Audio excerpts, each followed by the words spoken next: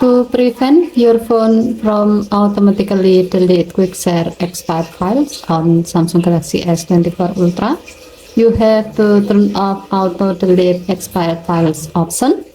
To do so, swipe down the top of the screen and then tap setting icon, tap connected devices, tap quick share.